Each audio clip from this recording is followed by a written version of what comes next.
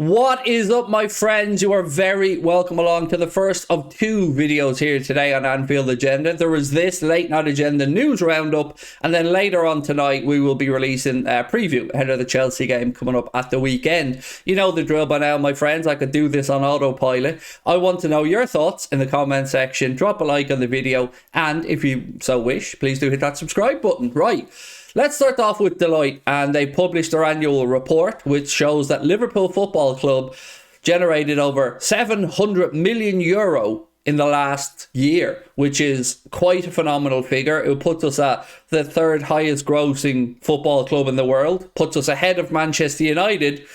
And now this is where I lead you into speaking about, well, you know where we're going with this, don't you? Jude Bellingham. And it's not my news today. It's not me that has anything to bring to you. It is other people who are speaking. And let's start off with a positive Jude Bellingham update coming from Florian Plettenberg. And he has said, Liverpool are offering Jude Bellingham the possibility to become the new Steven Gerrard. And in case you don't know already, Steven Gerrard was Jude Bellingham's idol growing up. It was the posters of Steven Gerrard that were adorning his walls. He wanted to be Steven Gerrard. So don't underestimate the potential pulling power of Bellingham getting to live his dream, to become Liverpool's modern era Steven Gerrard. And he's capable of it. He's capable of it in every aspect, except for the Scouser thing. He can't help where he's born. But other than that, he's absolutely ready to become the next Steven Gerrard. Now, I love that the club are pitching this to him this way, because we want to use any advantage that we have, and sometimes trying to pull on the old emotional heartstrings are a way to go. So great news, not surprising news, and I'm sure that if Jude's representatives or Jude are ever shown around Anfield and Kirby and they see the trophies and they see all the memorabilia and, you know, maybe they accidentally bump into Steven Gerrard now that he's not working. You know, that's all I'm saying. Maybe that handshake is there. Because heaven knows, United love to wheel out Sir Alex Ferguson at any opportunity. And we know that Real Madrid, for Harvey Elliott as an example, wanted to bring out Sergio Ramos to try and lure Harvey Elliott there.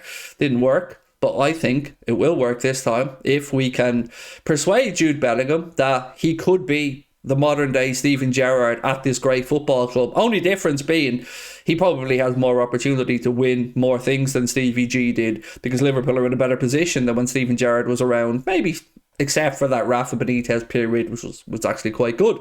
The second bit of news around Jude Bellingham today is a bit less positive, and that news comes from Jan Aga Fjortoft, who said Team Bellingham have told Real Madrid they're talking to Liverpool too. At this moment there are no favourites, as this stage they are investigating their options. Now, as you know, I've done videos with Jan Aga Fjortoft before. I really like Jan, but I very, very much disagree with him on this topic. Everybody will have their own information coming to them on it, but my information has always been we are his top priority, and I'm going to stand over that because I think it's true. So I guess the question is, when do we find out? When will we know? When will Jude Bellingham and his representatives make this decision? I don't know. But I'm getting more and more excited about it, because now I can see that Liverpool do have the money to spend on Jude Bellingham. And if you don't believe me, well, just look at a report from The Athletic that said Liverpool tried to sign Kylian Mbappe and were willing to spend 170 million quid to bring him from PSG to Liverpool in the summer, and Mbappe chose to stay at PSG. If they're willing to pony up that much dough, then clearly it's there, and clearly it will be there for the right players, and Jude Bellingham is the right player. He's the man Jurgen Klopp wants more than any other. So I'm getting a bit excited now, and I'm thinking it's a matter of when and not if we start to hear more news around Jude Bellingham to Liverpool Football Club. So let me know your thoughts on the situation. And I know a lot of you are probably sick of me talking about it, but ultimately it is probably the biggest topic for us to talk about. Now, my friend, Mr. Irish guy, sir, this is probably number 64 maybe in the Jude Bellingham videos, and I do appreciate that you're looking through and looking out for your fellow Irishmen and, you know, asking why I'm making so many Jude Bellingham videos. What I would urge Mr. Michael Ramsey, if you get a chance to have a look back over, is you'll notice a pattern with those videos, sir.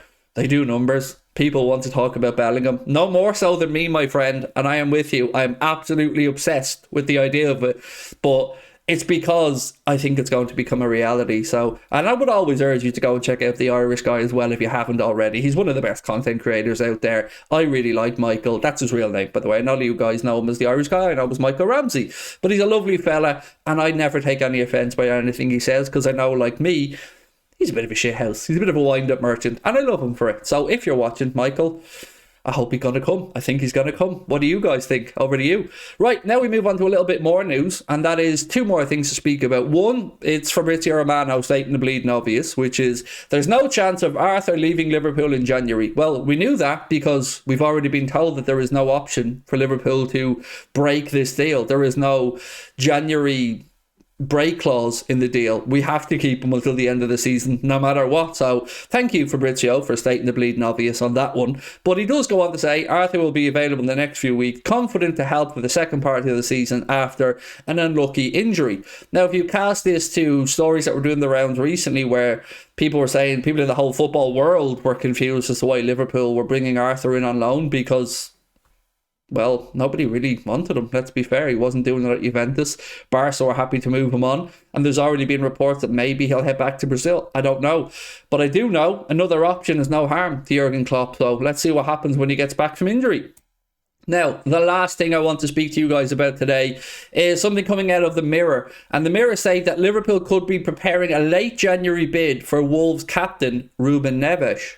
I don't know at all if there's truth to this, but I'm not against it. I wasn't against it in the summer, and I realise he's not the sexiest of names and not the most glamorous of names, but I think he could do a job. I think he could give us an option in midfield. Now, surprisingly, I thought if we were going to go to Wolves for a midfielder, it would have been Matheus Nunes, but obviously he can play for 3 clubs in the one season, so that's not really an option till the summer. But I'm not against it. I wouldn't say no to Ruben Neves. I know that he's worked with Pep Linders, as I said before, when he came through at Porto. I think Pep Linders was one of the coaches there at the time. I think he was the youngest ever Porto captain. And obviously went to Wolves, has been there quite a while. And a bit of a mixed bag. Some injury-prone stretches, but some absolute belter goals as well, and some good performances. So for me, would I have him? Yeah. But I'd also happily play Stefan Bajcetic at the minute, because I think he looks the real deal.